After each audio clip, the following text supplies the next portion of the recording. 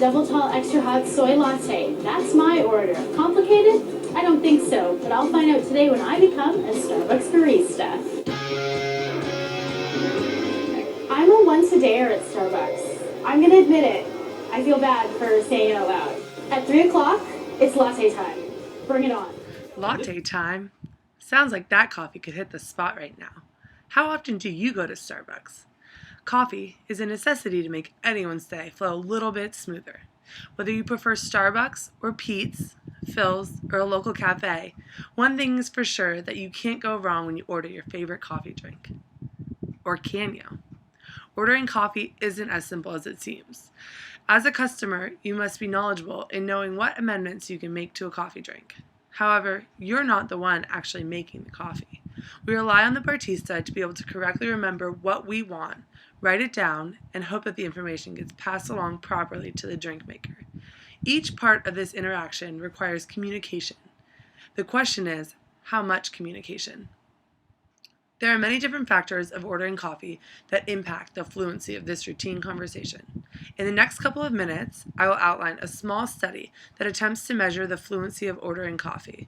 I will also provide some connections to other similar studies that can help understand how this real-world example relates to experiments done in the lab.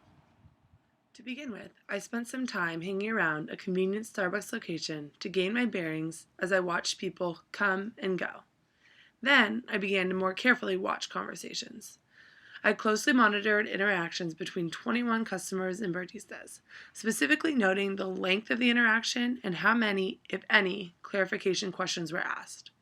Fortunately for me, the routine of getting coffee worked in my favor, so that while the customer was waiting for their coffee, I could slip over and ask them to fill out a simple survey before they were on their way enjoying the drink of their choice.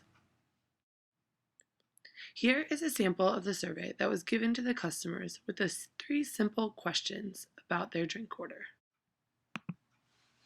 The first question on the survey allowed me to break the subjects into 2 different groups. One group that regularly visits Starbucks to order drinks, and the other getting coffee 2 times a week or less, putting them into a more novice coffee drinker group.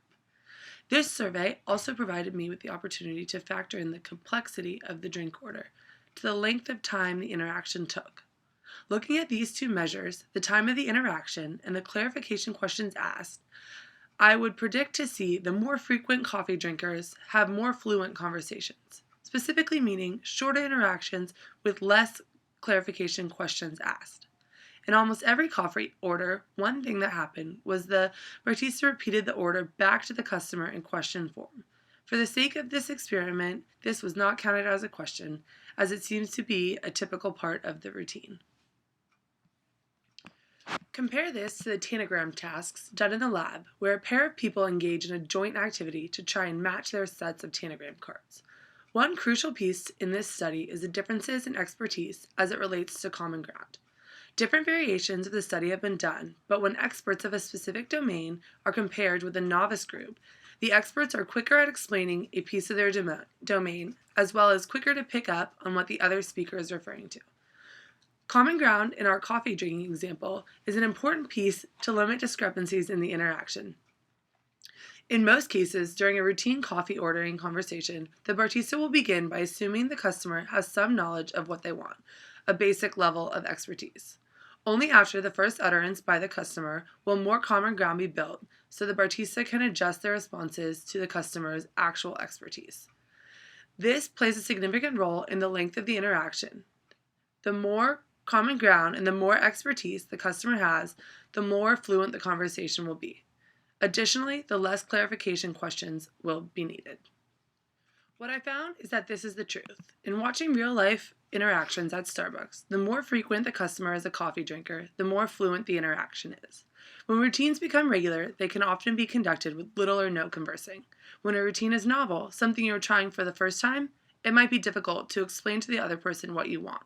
For example, when you go into the same coffee shop at the same time daily and the baristas remember you, they may ask, "The usual?"